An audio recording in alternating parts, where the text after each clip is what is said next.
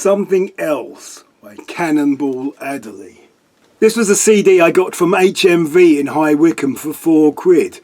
It is an album that seems often to come up in lists of suitable starting points for people looking to get into jazz. In my mind, there is a kind of jazz that is the basic sound of jazz, a kind of jazz to which I compare all the jazz that came before or after. It is the jazz of soundtracks. Detectives like Harry Bosch picking up an LP and playing it on his elaborate but perfect hi-fi, as he looks out of the massive windows of his hillside house over the twinkling lights of LA.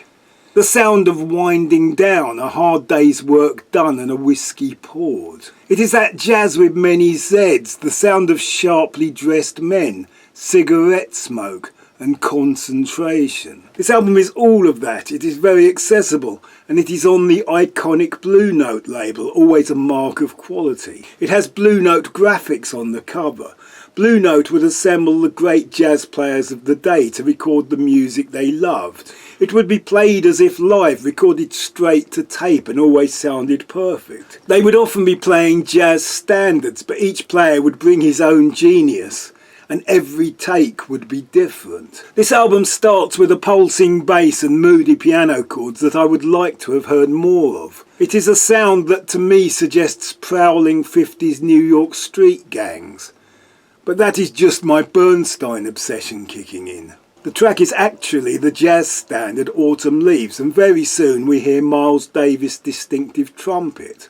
The start of this track seems to me to have a similar feel to the great album Miles Davis was to make the following year, Kind of Blue.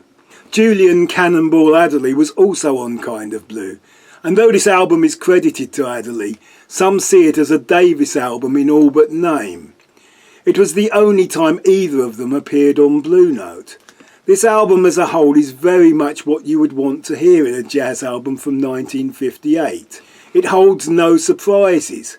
Art Blakey on the drums swings like no one else, and the walking bass could in places fit well in a rock setting. The piano chimes and tinkles with those cool runs, and stabs with those moody chords. But it is the soloing of Adderley and Davis that people wanted to hear, playing off each other with call and response in the Davis-composed title track, or with Miles Davis gracefully and melodically gliding over the changes, or with Adderley rapidly bebopping with scattergun flurries and breathy rasps, giving it all a touch of the Charlie Parkers. Cannonball Adderley, Something Else.